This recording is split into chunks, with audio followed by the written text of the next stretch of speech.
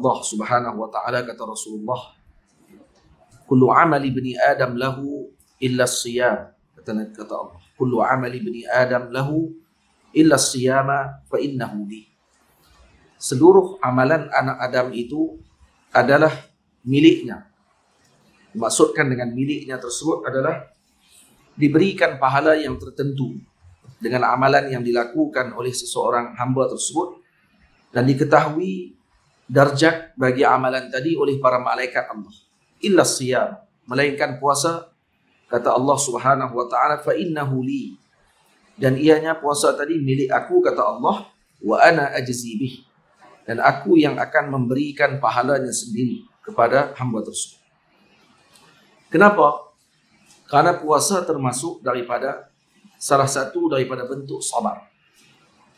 Puasa ni salah satu bentuk sabar, dan disebut di dalam hadis Nabi SAW yang diriwayatkan oleh Al-Imam Tirmizi, as-sawmu nisfus sabri.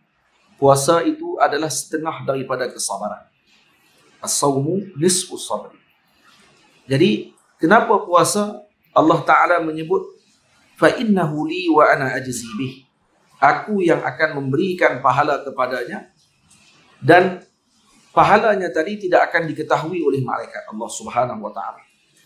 Aku yang akan berikan sendiri. Menunjukkan keagungan dan ketinggian martabat tersebut, dan juga karena puasa adalah sabar.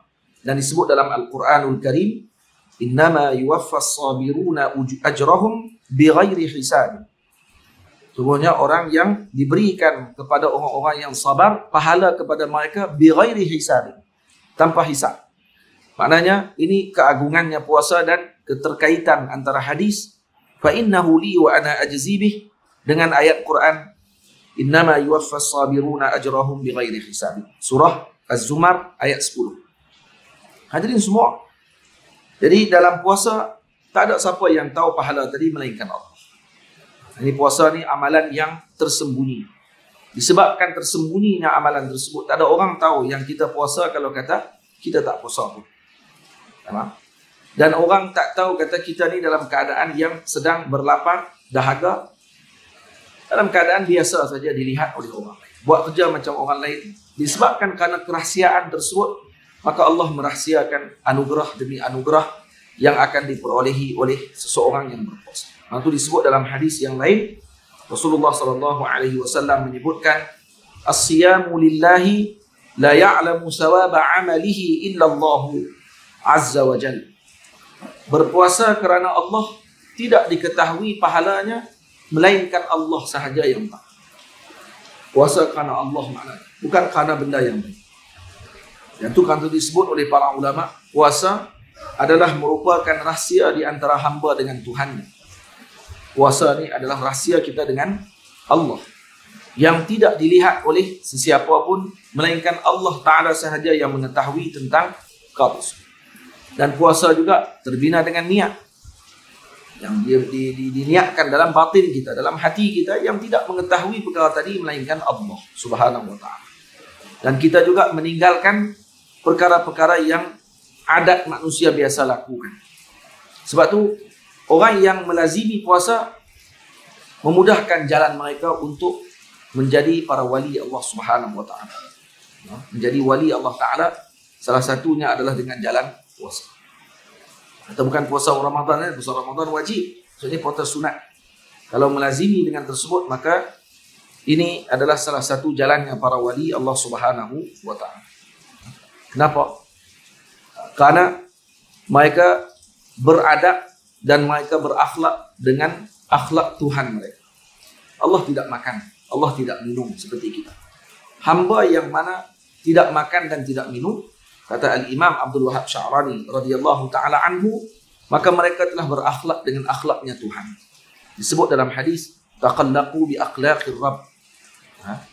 Berakhlaklah kamu, taqallaqu bi akhlaqillah. Hendaklah kamu berakhlak dengan akhlaknya Allah. Dan Nabi SAW disebut dalam hadis, bila ditanya oleh kepada Sayyidatuna Aisyah tentang akhlaknya Rasulullah, apa jawapan Sayyidatuna Aisyah? Kata Sayyidatuna Aisyah, kana khuluquhul Quran. Akhlak Rasulullah adalah akhlaknya Al-Quran. Imam Murtada Zabidi radhiyallahu taala anhu, makna kana khuluquhul Quran maksudnya adalah kana khuluquhu khuluqa rabbih. Adalah akhlak Rasulullah, akhlak Tuhannya. Allah bersifat rahmat kepada hambanya. Nabi SAW disebut oleh Allah, wa ma arsalnaka illa rahmatan lil alamin. Nabi Allah Subhanahu wa taala bersifat rauf kepada hambanya, kasih kepada hambanya.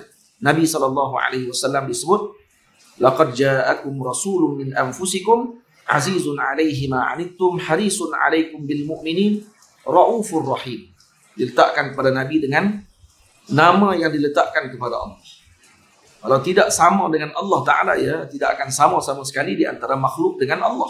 Tetapi diletakkan kepada Nabi dengan gelaran tersebut menunjukkan bahawa baginda Rasul sallallahu alaihi wasallam adalah makhluk Allah Ta'ala yang teragung, yang diberikan oleh Allah sehingga dia mampu berakhlak dengan akhlaknya Allah, yang ini disebut dalam Al-Quran, wa innaka la'ala khuluqin azim.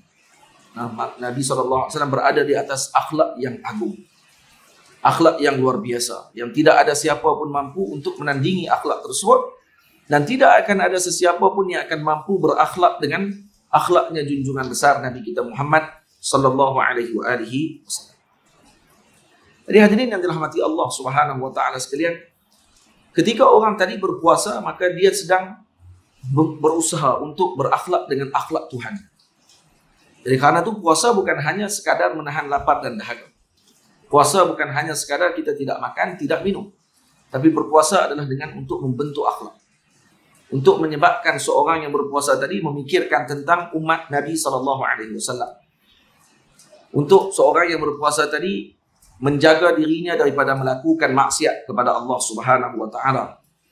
Untuk menyebabkan seorang yang berpuasa tersebut menjadi seorang yang penyabar. Dan kesemua akhlak tadi diperolehi ketika mana seorang tersebut berpuasa dengan makna puasa yang sebenar.